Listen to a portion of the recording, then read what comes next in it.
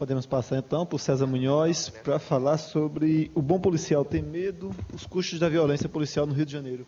César, você tem meia hora, não se preocupe que eu vou ser carrasco para controlar aqui o tempo.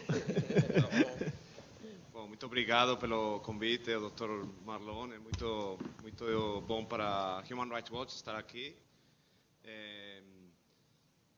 Eu tenho sotaque, eu falo que sou do interior de São Paulo, mas ninguém acredita. Eu sou espanhol, então vou falar em portunhol. Aí, qualquer dúvida, depois vocês me perguntam. E, aliás, a minha apresentação eu escrevi eu mesmo, então deve estar cheia de erros. Mas eu trabalho para a Human Rights Watch, que é uma das maiores organizações de direitos humanos do mundo. Estamos presentes em 90 países. E aqui no Brasil trabalhamos faz 25 anos, mais ou menos. Mas não tínhamos um escritório. Faz 3 anos abrimos um escritório em São Paulo, que é onde eu estou trabalhando, né? No Brasil, principalmente, temos trabalhado sobre polícia, prisões, sistema socioeducativo, etc. Em julho publicamos este relatório, O Bom Policial Tem Medo, né? E fizemos um vídeo. Então, eu vou começar com o vídeo agora, são 6 minutinhos só.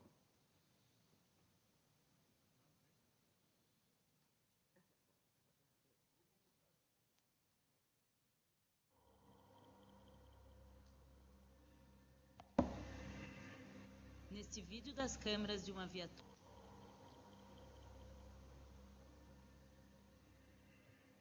Neste vídeo das câmeras de uma viatura, vemos policiais do Rio de Janeiro atirando em 2 meninos desarmados.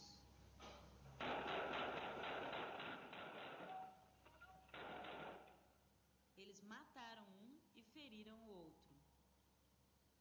O menino que morreu filmou em seu próprio celular seus últimos momentos de vida.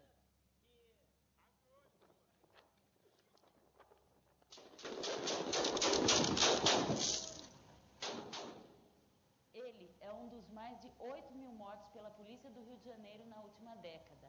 645 mortos somente em 2015. Muitas dessas mortes são atos de legítima defesa, frente a facções criminosas, mas outras são, de fato, execuções. Falamos com um policial militar que disse ter participado de uma execução. Foi uma ação que a mentalidade não era evitar nada. A mentalidade era matar, na verdade. Danilo disse que sua guarnição armou uma emboscada contra supostos traficantes em uma comunidade. Ele descreveu como um policial executou a sangue frio um suspeito que estava ferido. Nós documentamos 64 casos com fortes evidências de que policiais tentaram acobertar execuções. Uma das vítimas foi o filho de Adriana da Silva, de 16 anos. Aí um menino que parecia ter uns 10 anos, 12 anos, falou assim para mim, veio gritando, metralharam o carro, o Carlinhos estava dentro. Nisso eu comecei a andar para trás, andei para trás, falei, Carlinhos não morreu não, meu filho não. Aí eu caí no chão. Esse é o carro onde estava o filho de Adriana, na companhia de 4 amigos. Os policiais alegaram que abriram fogo em resposta a tiros disparados de dentro do carro. No entanto, a perícia demonstrou que nenhuma das vítimas havia atirado. As pessoas estão acostumadas a matar mesmo. Mata pessoas como se fosse uma barata. Entendeu? E eu acho que porque tinha 3 negros dentro do carro. 77% dos mortos pela polícia são negros. O policial civil Arthur investigou grupos de extermínio formados por policiais corruptos. Eles usavam a força que eles tinham para invadir favelas, para sequestrar traficantes e extorquí-los. Quando o traficante pagava o resgate, eles o soltavam. Quando esse sequestrado não tinha envolvimento no tráfico, ou então o tráfico ficava fora da negociação, eles executavam essa pessoa. Nesse caso de 2015, policiais forjaram um confronto que não aconteceu. Aqui, vemos policiais colocando uma arma na mão da vítima e disparando. Uma polícia com pecha de violenta, corrupta ineficiente, é uma polícia que estará desacreditada com a população e que não apresentará bons resultados. Policiais no Rio de Janeiro enfrentam facções criminosas violentas. A cada ano, dezenas morrem no cumprimento do dever. A sua vida se torna ainda mais perigosa quando colegas cometem execuções. Quando ter esses casos, igual teve de morte, de tortura, o Estado todo fica sabendo, né, através dos jornais, da mídia, então acaba refletindo nas outras comunidades. Pô, viu lá? Bom dia. Tranquilo, mano? Bom dia. Na paz. Aí, infelizmente, denigra um pouco a nossa imagem. A gente, como em outras comunidades que tenta fazer esse trabalho social, fica com descrédito. Policiais têm que escolher entre se calarem diante de crimes cometidos por colegas ou enfrentarem consequências que podem ser até a morte. Eu não denunciei por medo de ter alguma represália contra a minha vida. A revolta não é por conta do que um policial faz, é por conta do que o ruim faz, né? O ruim mata, ele corrompe, ele pratica, ele assassina, ele é miliciano hoje, né? E o bom acaba sendo o tempo inteiro chicoteado por aquele que é ruim. Uma polícia que deixa as pessoas inseguras, que as pessoas têm medo de procurar aquela pessoa que está para te servir, te proteger, na realidade impõe muito mais medo e insegurança. Policiais que cometem execuções são raramente levados à justiça. O governo do estado do Rio de Janeiro promoveu uma série de medidas importantes para melhorar o policiamento no estado. No entanto, não fez o suficiente para garantir que as investigações sobre as execuções sejam feitas de forma adequada. Enquanto não houver justiça, as execuções continuarão e o custo permanecerá alto para as famílias das vítimas, para as comunidades e para a própria polícia.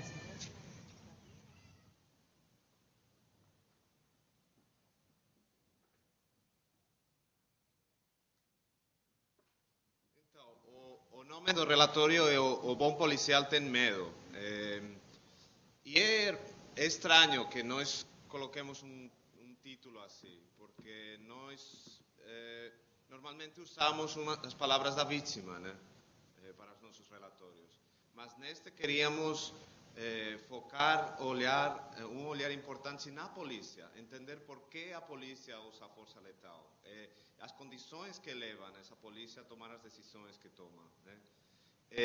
Mas o título também pode dar lugar a enganos, porque se falamos de bom policial tem medo, estamos dizendo tem bons policiais, a maioria, e tem uma minoria que são ruins. Então a solução seria você tomar medidas contra os ruins, expulsa o que for, e aí termina o problema. Mas não é assim, né? O problema é um problema estrutural e precisa uma atuação sistemática de reforma das polícias, na verdade, né? E nessa reforma, obviamente é muito importante ter um diálogo como o que temos aqui, e também é muito importante escutar a polícia militar. E aí nós temos um problema, porque para a maioria da polícia militar, eles não têm liberdade de expressão, né? Essa liberdade de falar sobre o que eles acham que deveria ser a polícia, como pode ser reformada, eles não têm essa liberdade, né? Então, é um problema muito grande, né? O bom policial tem medo. Quem falou o bom policial tem medo? É o Danilo, que estava no vídeo, né? O Danilo é um policial militar, eu entrevistei ele, e eu não acreditei o que ele me falou, na verdade. Ele me contou que ele trabalhava num batalhão da Polícia Militar, a gente não publicou qual, e falou sobre corrupção, né? falou que o batalhão recebia 120 mil reais do Aguego, que ele viu, né? Que tinha uma cultura de violência, né? Aí está o que ele falou: matar bandido é o que era exigido como bom resultado por meus superiores. E ele contou algumas operações. No relatório colocamos uma que foi uma Troia, que provavelmente vocês já conhecem, né? Que polícia militar entra numa favela, a maioria dos policiais saem e uma guarnição fica escondida numa casa, esperando para agir contra criminosos ou suspeitos, né? No caso deles, eles ficaram numa casa perto de uma boca de fumo, esperando a ver alguém com um fuzil. Aí ficou tarde, as pessoas estavam voltando ao trabalho e decidiram abrir fogo contra 2 homens que tinham pistola, né? Aí não deram nenhum aviso, né? Obviamente, simplesmente atiraram. Um deles fugiu, o outro ficou ferido e um colega do Danilo matou o ferido nesse momento. O Danilo não denunciou. A obrigação dele teria sido denunciar o que aconteceu, mas ele não denunciou porque estava com medo. Aí a frase: o bom policial tem medo. Também recolhimos o depoimento do João, outro policial militar, estava no outro batalhão diferente, e ele contou episódios muito parecidos, uma Troia. Ele contou um episódio de tortura, aí vocês podem ver os detalhes. E o que me chocou foi a impunidade com que ele se sentia, né? Porque eu perguntei, e aí? Porque no caso de tortura que ele falou, eles deixaram livres os jovens, né? Na verdade, eles levaram na delegacia, mas, digamos, não mataram, né? E ele falou: não, estávamos tranquilos porque era a nossa palavra contra deles e não deixamos nenhuma marca, então não ia acontecer nada. No caso do Troia, que ele falou que foi uma execução também, depois do episódio, eles foram na delegacia e eles tinham um sistema de revezamento para dar depoimento. Então, eram 4 ou 5 policiais militares que estavam que participaram, e 2 deles foram fazer o depoimento. E aí, mas quais 2? Tanto fazia. Eram 2, eles deviam ser revezando, mas para não acumular muitos depoimentos na Polícia Civil, né? E aí ele falou que a Polícia Civil nunca pede o depoimento de todos os policiais militares que participam numa ação, né? Aí vocês já podem ver alguns dos problemas que temos, né? De investigação, etc. A nossa pesquisa focou em 3 elementos, né? Um foi a análise de dados, depois a documentação dos 64 casos que a minha colega Maria Laura falou no vídeo, e as entrevistas com a Polícia Militar. Os dados, provavelmente vocês conhecem já, são 645 mortos pela polícia em 2015, este ano aumentou 23% até agora. Uma parte dessas mortes é legítima defesa, com certeza. Então, eu não quero diminuir o perigo que os policiais militares enfrentam todos os dias na rua. Mas a gente sabe que outros não são legítima defesa, que são execuções, na verdade. E os dados sugerem isso. Como sugerem isso? Por exemplo, entre 2013 e 2015, a polícia do Rio matou 5 vezes mais pessoas do que feriu, que seria o contrário que você esperaria se tivesse um confronto. O lógico seria que você tivesse mais feridos, ou pelo menos o mesmo número, né? Em 2015, para cada policial morto em serviço no Rio de Janeiro, a polícia matou 25 pessoas. Mais do que o dobro na África do Sul, que a África do Sul é um país que tem mais homicídios do que o Rio de Janeiro. Então, não é questão de que aqui tem mais crime, então tem que matar mais. Obviamente, a polícia morre muito no Brasil e morre muito no Rio de Janeiro. Mas a questão aqui é que estes números sugerem que uma parte das mortes causadas pela polícia não foi em confronto. Porque se fosse em confronto, você esperaria ter mais policiais mortos, na verdade, nas taxas, né? é minimizar o risco, de novo, mas digamos que esses dados, que são tão diferentes do resto dos países, apontam em que uma parte desses confrontos não existiram, que foram execuções.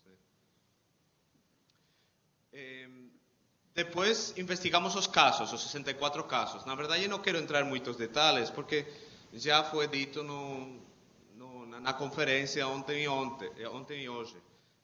Descobrimos acobertamentos, por exemplo, a prática de socorrer o morto. Coloquei a vítima, mas na verdade socorrer o morto, né? Levar para o hospital para destruir o lugar do crime. Plantar armas, ameaçar testemunhas, etc. Então, a gente documentou todas essas práticas nos 64 casos, né?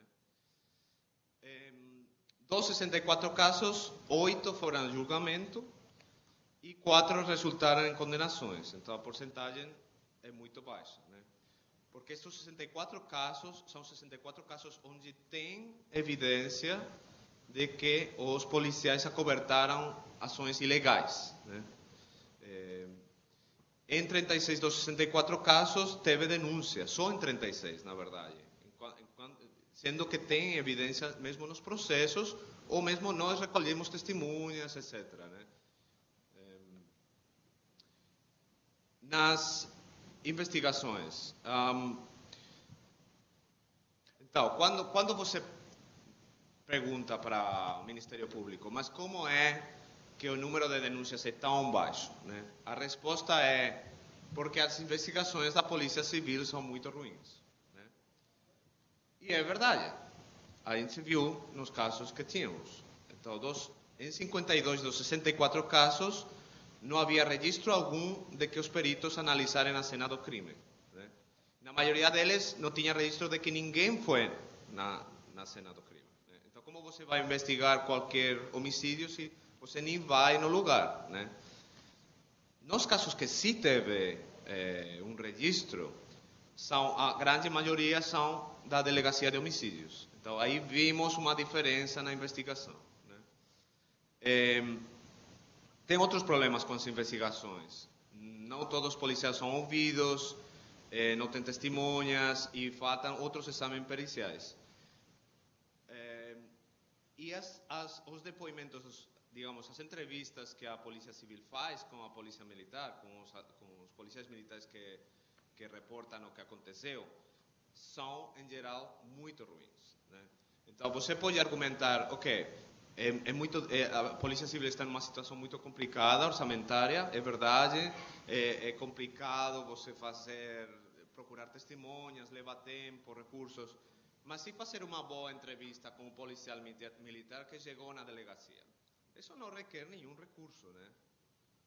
Por exemplo, aqui é o depoimento de um policial militar. Então, foi uma morte decorrente de intervenção policial e dois policiais militares foram na delegacia. Quase não dá para ler, mas o importante é o que está sublinhado. O que está sublinhado é a diferença com o depoimento do colega. O resto é absolutamente igual. Tudo igual. Então, é impossível que você faça entrevistas com duas pessoas de forma separada, independente, que é como deve ser feito, e que eles falem com exatamente as mesmas palavras, né? Então, isto foi colado de um e do outro. Né? Então, as investigações são ruins da Polícia Civil. Mas e aí? Quem tem que controlar a Polícia Civil? É o Ministério Público, né? Então, o que estamos vendo é que o Ministério Público não está fazendo o controle externo da Polícia Civil, neste caso, de forma adequada. Né? E como pode controlar as investigações? Tem a pressão institucional, que chamamos, que é o promotor pode pegar o telefone e ligar para o delegado. Olha, o que aconteceu aqui? Eu estou vendo que os dois depoimentos são iguais. Como que foi? Você pode entrevistar eles de novo? Dá para fazer. Pode comunicar à Corregedoria da Polícia Civil. E até mesmo, nos casos extremos, uma denúncia criminal por crime de prevaricação. Mas isso não está acontecendo, na verdade. É muito limitado. Assim, muitas vezes o promotor é uma figura passiva, de receber e não controlar trabalho da Polícia Civil, né? E, obviamente, o Ministério Público pode conduzir suas próprias investigações também.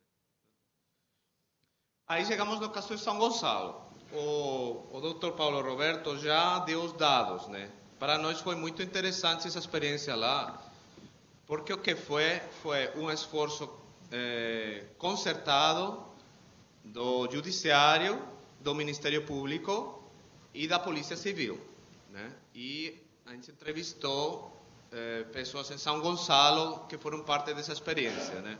Algumas não publicamos os nomes por questões de segurança, né? E aqui está o que aconteceu num gráfico, né? Então, esses são os números de mortes decorrentes de intervenção policial. São os números que o Paulo Roberto apresentou, na verdade. Aí, 2008 teve o pico aí. Aí, em 2008, quando eles sentaram, a juíza Patrícia Scioli, os promotores, a Polícia Civil, o que vamos fazer? Eles começaram a investigar os casos que tinha e fizeram as ações preventivas que o Dr. Paulo Roberto explicou. Vocês veem o que aconteceu. Caiu de forma drástica inicialmente, ficou num patamar. Em 2011, a Patrícia Scioli foi assassinada. Agora, vocês podem ver o que aconteceu com a curva do número de mortes decorrentes de intervenção policial em São Gonçalo.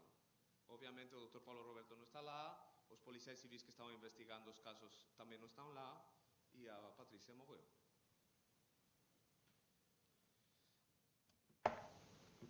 E qual é o impacto dos abusos policiais na segurança pública, né? Esta foi a parte onde entrevistamos a polícia para ver por que eles estão usando a força letal, em que circunstâncias, e digamos, o efeito nas comunidades onde eles trabalham, né? Eu entrevistei mais de 30 policiais em profundidade, sentei com eles, mais de uma hora com todos eles, para entender um pouco, né?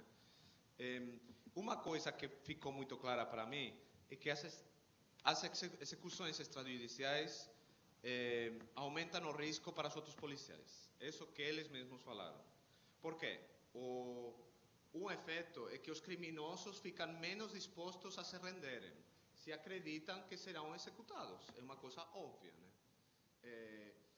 Aí fica, na verdade, se impõe uma lógica de guerra, né? Que esta é uma frase de um policial, né?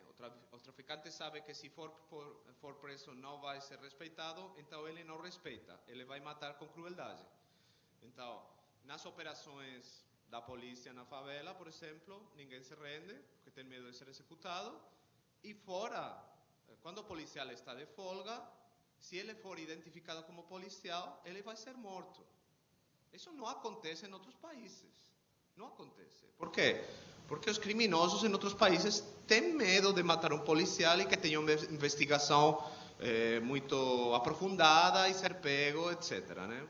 Mas aqui não. Aqui é uma lógica de guerra. Então, o policial fica com muito medo, por exemplo, de levar o uniforme à casa para lavar. Os policiais das UPPs. Porque se alguém parar e ele vê que tem um uniforme, vai ser morto, né? Então, essa lógica é muito complicada. E a violência policial é parte desse ciclo de violência, né? Que alimenta essa situação. O que acontece quando tem abusos policiais? Que você vai perder a confiança da comunidade. Aí eu fui na UPP do Morro da Providência. Vocês viram no vídeo que teve esse caso em que flagraram um ato de resistência, né? Com a pistola, atiraram, tudo isso. Aí eu fui lá para ver como estava a situação depois do vídeo, né? Porque todo mundo viu. E falei, por exemplo, com a policial militar, a Laura, né? Ela falou que estava muito vulnerável nesse momento, né? Porque ela falou que ela fazia o trabalho direito, mas ela percebia que a comunidade olhava para ela de outra forma já, depois daquele vídeo, né? E ela falou que às vezes ela foi advertida de não passar por algum lugar. Ela estava patrulhando, alguém da comunidade falou, não vai por aí, não vai por aí. Por quê? Pode ter uma emboscada, é perigoso, etc. Então ela se sentiu mais vulnerável porque ela sentia que não ia receber esses avisos mais, né? Essas advertências.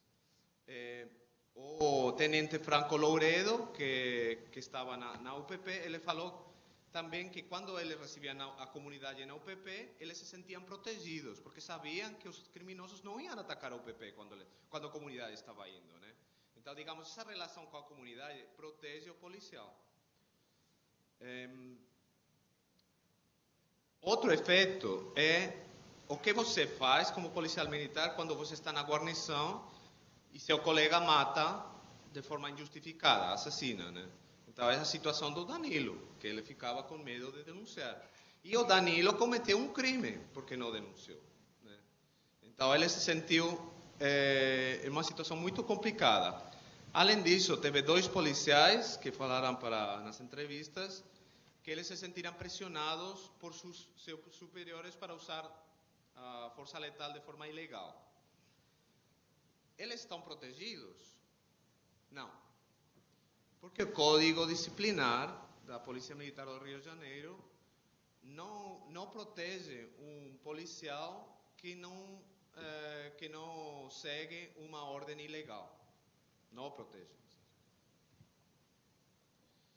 E aí chegamos no Coronel Ibis Pereira, que está aqui presente, e é um pouco entender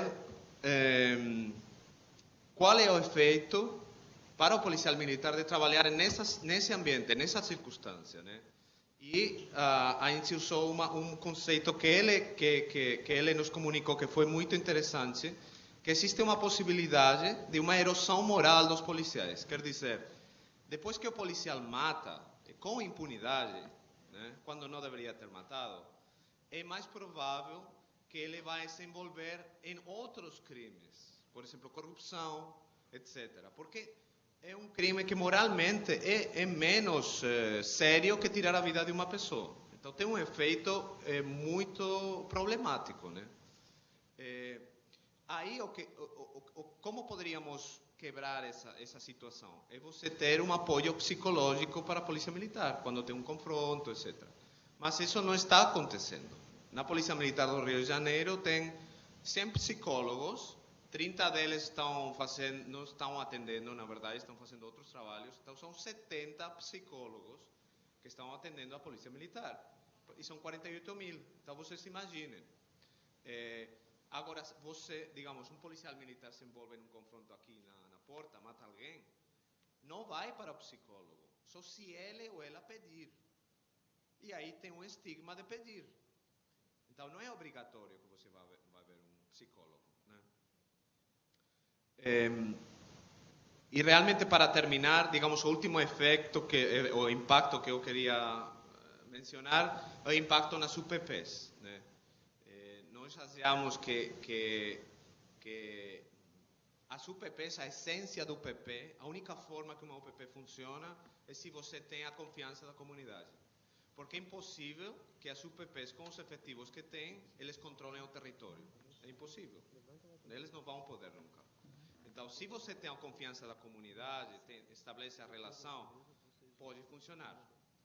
Mas se a comunidade vê que você tem policiais corruptos e não acontece nada com eles, tem abuso de autoridade, tem execuções, tem casos de tortura, a reação da comunidade é óbvia, não vai colaborar com a polícia. E aí o projeto do UPP não vai ter sucesso. Então, não é o único fator, não estou explicando os problemas do UPP só por isso, mas na nossa visão é um elemento muito importante. As recomendações do relatório, o relatório está online, vocês podem ver, tem mais conteúdo. Mas realmente fizemos 3 recomendações principais. Uma para o Ministério Público é fortalecer o GAESP. O GAESP é o grupo especializado em controle da atividade policial e também se ocupa de prisões, etc. Esse é um grupo que faz uma década que estamos pedindo que se criara. Faz 10 anos que estamos pedindo que aconteça. Foi criado em dezembro do ano passado, mas precisa mais força, precisa mais recursos, precisa apoio de peritos, por exemplo. Mas nós acreditamos que pode ter um impacto. Por quê? Porque você vai poder olhar de uma forma sistemática ao problema da violência policial, né? Como um todo, desenvolver o expertise, então acreditamos que pode funcionar. Achamos que é um passo muito importante. Na Polícia Civil, nós vimos que as investigações da Delegacia de Homicídios são melhores que as delegacias não especializadas, obviamente. Então, a nossa recomendação é que as delegacias de homicídios investiguem todas as mortes decorrentes de intervenção policial no Estado, que não está acontecendo agora. E outro passo importante que nós achamos é que a Polícia Civil deveria informar ao Ministério Público de uma morte decorrente de intervenção policial de forma imediata. Esperar 30 dias, eu não vejo por quê. Assim, no dia de hoje, com a tecnologia que tem, é um absurdo que tenha que esperar tanto tempo. 30 dias com sorte, porque às vezes até mais, né? Para a Polícia Militar,